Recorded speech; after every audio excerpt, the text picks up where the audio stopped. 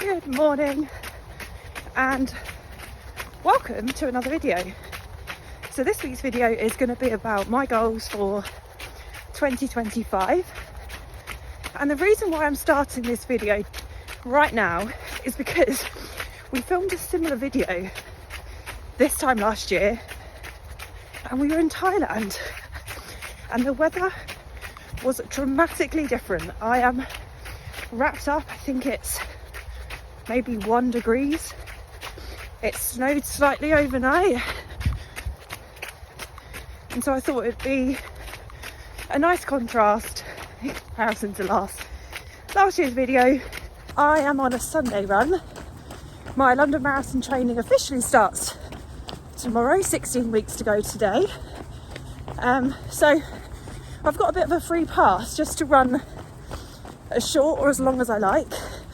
It's probably going to be on the shorter side, just before we get into the main training. And yeah, just because the weather, I don't fancy a long one today.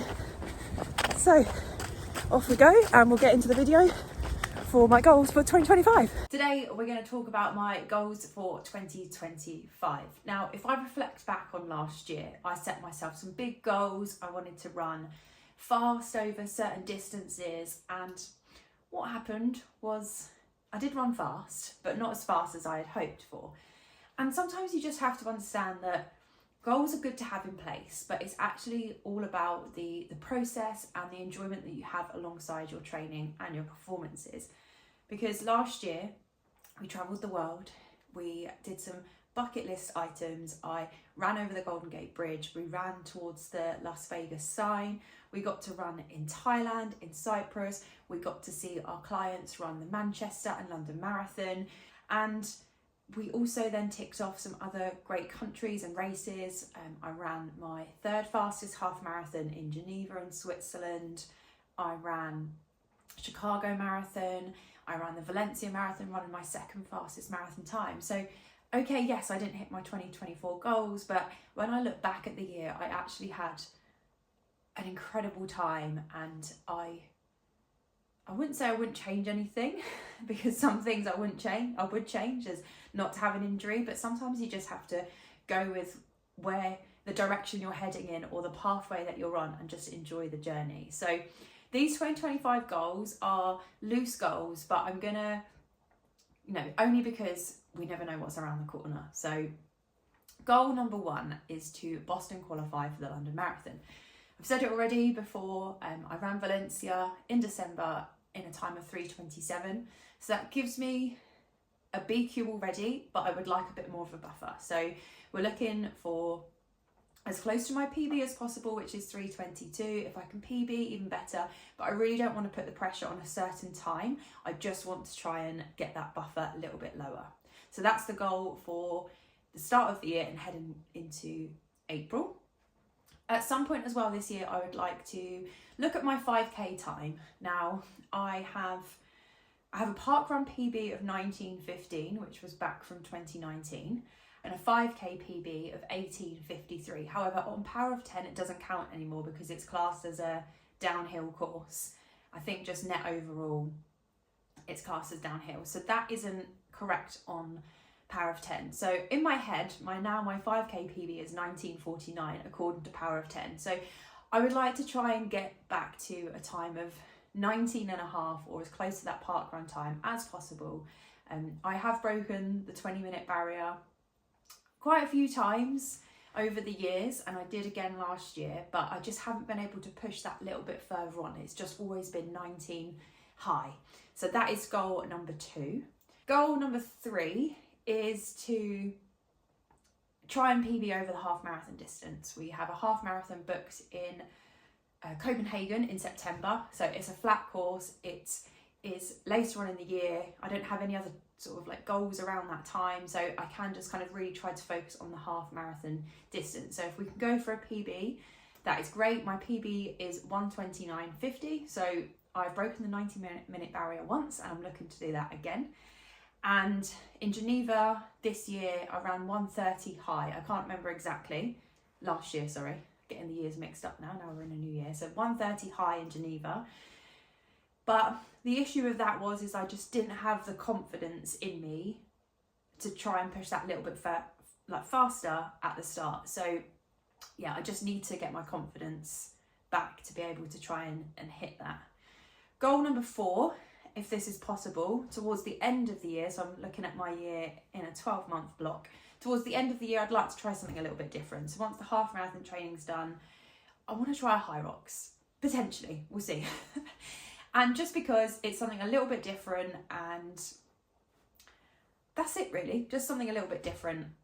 As well, at that time of year, it just means that I can do a bit more functional training within the gym, and I just think by doing something different might then help my running training then moving into the following year after that. So that is the goal towards the end of the year, complete a HYROX, maybe a solo and a double. So that will be the target for the end of the year.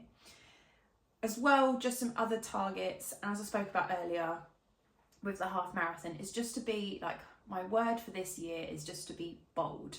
So just need more confidence and to be braver, and how I'm going to try and tackle that is just by going into runs with no pressure, but just to run my own race at my capability.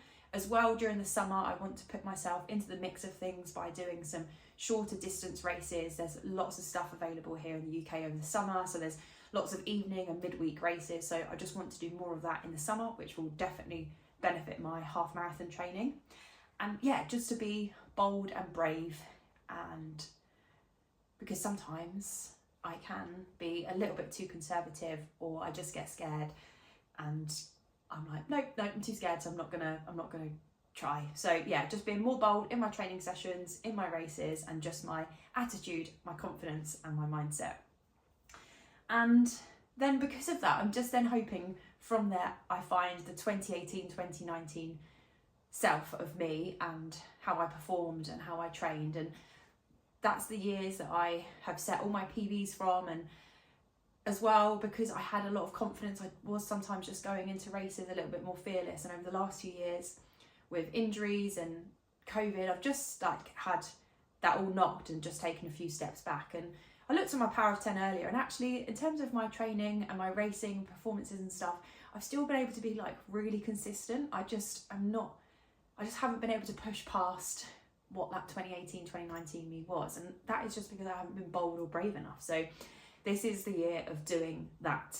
Now, despite that, a lot of people say like I have a word for the year. So my word for the year in terms of my training and racing is bold. But I also just want to keep things nice and simple this year. You know, we are back in the UK now, and I do just enjoy the simple things, which is working, training, and just getting my head down and just enjoying what I'm doing. So I don't want to overcomplicate things, but just keep things nice and simple. But one of the main things that I feel like is going to help me achieve all of those goals is consistency within my training, of course. Trying things differently this time round by dropping my mileage and doing more cross training, but also by small habits every day, which are going to compound to big things. So in January, I've set myself some small targets and small goals daily, which will help me achieve those bigger goals as well. So I'll let you know, maybe it's towards the end of the month, how that's going and how that has helped and impacted. But obviously daily is ticking off the training, that's like non-negotiable, unless I'm ill or something, or my body needs a recovery.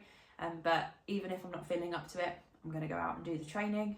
Things like looking after my hydration, I've not been as good as that towards the end of last year. So here we go, here on my desk, I've been drinking more of these, which is great. On rest days, making sure that I'm still keeping active with steps, and also daily stretching, which I am doing so far and it's going well. But then also taking time for me by journaling and reading and things like that. We as well, James and I, are working on our nutrition. So we've just started a nutrition plan. We're 3 days in, so we'll let you know how it goes in 8 weeks' time. But yeah, we're doing this for 8 weeks, and hopefully as well by all these small changes, it's going to help with the bigger picture and the bigger goal. So yeah, that's kind of it for now. In terms of my running, there's lots of other things that I've got, and I still want to sit down and map this out for the running hub and my YouTube and Instagram, and there's lots of things that I want to do on that perspective as well. But the first thing that I have mapped out and goals for is definitely my running and training. So yeah, I'm really excited to take you along for this year with me, and let's see how we get on. And in December we can recap and look back and see what we achieved, and if we didn't, talk about why. And it's fine. Goals are there to help motivate us and keep us disciplined, but if you don't meet them, it doesn't also matter at the end of the day. Like I said at the start of the video, it's all about having fun, enjoying the process and doing what you love. So come along for the ride with me in 2025 and let's try and hit some of these goals.